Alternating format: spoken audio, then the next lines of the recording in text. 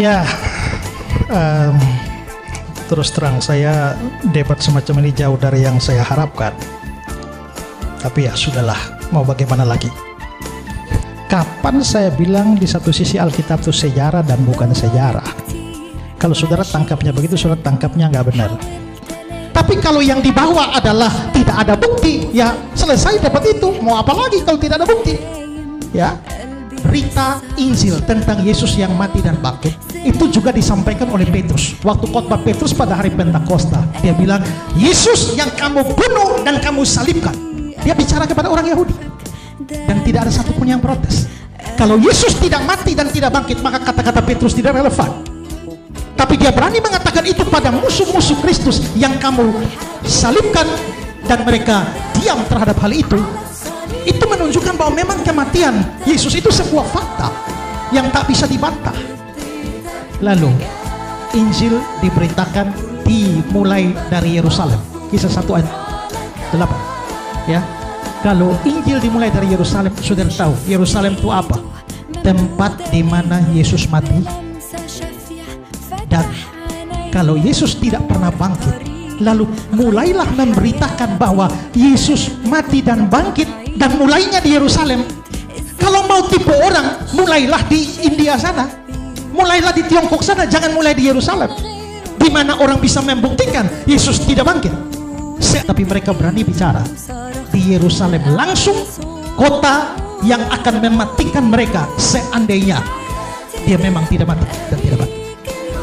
Dan ada banyak teori, ya seperti teori pingsan lah. Tapi yang ngomong teori pingsan itu tidak mengerti tentang tradisi penyaliban.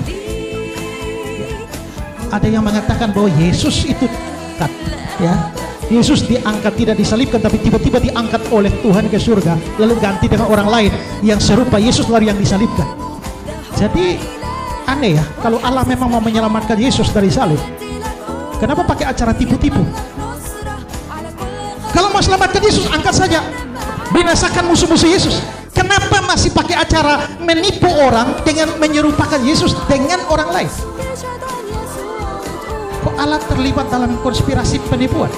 Dan waktu orang itu diserupakan dengan Yesus, pertanyaannya adalah orang-orang yang mengira itu yang disalibkan itu Yesus itu, yang mengira mereka menyalibkan Yesus itu siapa?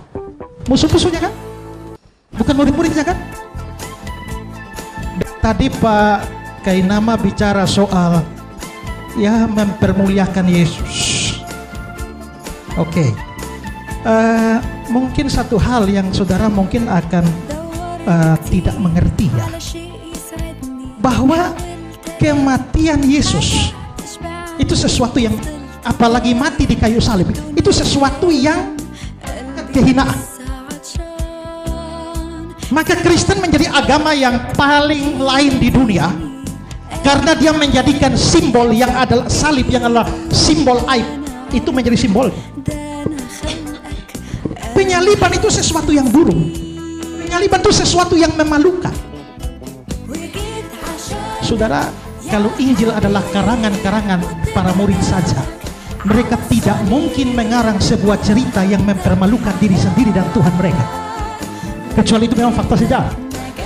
Seandainya murid-murid mau membuat sebuah karangan, mereka harusnya mengarang bahwa dia tidak pernah mati, karena mati di kayu salib itu memalukan dia. Harusnya adalah karanglah cerita bahwa dia tidak mati, dia diangkat. Itu baru mempermuliakan. Tapi berita tentang salib, mati di salib itu berita memalukan. Tapi kok tetap masih mau menyampaikan berita dan pergi ke sekeliling seluruh dunia menyampaikan berita memalukan itu? Karena itu fakta sejarah. Maka kekristenan begitu jujur, tidak mau menipu. Nah, jadi memang penyaliban itu sesuatu yang mempermalukan, tapi bukan hanya mempermalukan Pak Kainama, itu kutuk. Karena menurut perjanjian lama, orang yang mati digantung itu terkutuk. Dan apakah kami percaya Yesus mati terkutuk? Yes. Kenapa? Karena mestinya kita yang terkutuk, orang berdosa. Saya yang terkutuk, kalian semua yang terkutuk. Kita semua memang orang terkutuk karena kita orang berdosa. Tapi Yesus, kenapa mati terkutuk karena dia mau menggantikan kita. Itulah sebabnya dia jadi kutuk. Dan karena itu Yesus mati dalam kehinaan.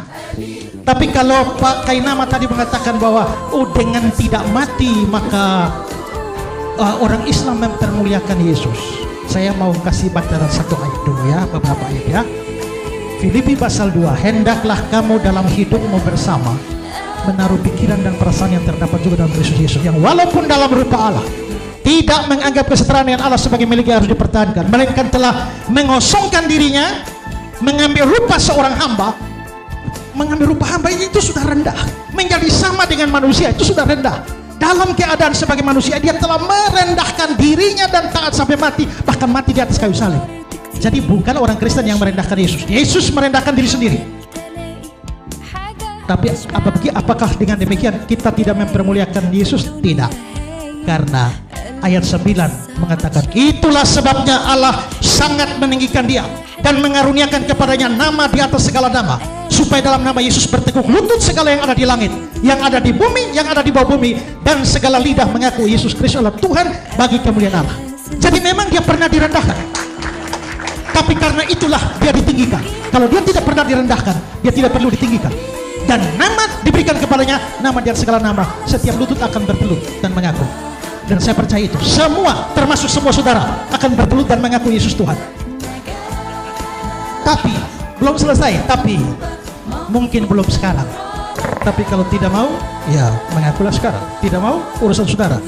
Dan ingat, kalau Pak Kainama sampai mempunyai pandangan seperti itu, Pak, menurut saya pantas Bapak jadi mualaf. Tapi Pak Kainama, ini Bapak mau tidak terima juga tidak apa-apa. Tapi kerinduan hati saya sebelum Bapak mati, kembalilah kepada Yesus sebagai juru selamat dan Tuhan.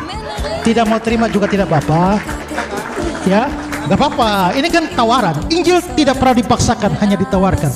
Termasuk dengan ibu yang tadi pegang tangan dengan saya yang mengaku diri mualaf. Kembalilah ibu sebelum innalillahi wa innalillahi raji'un.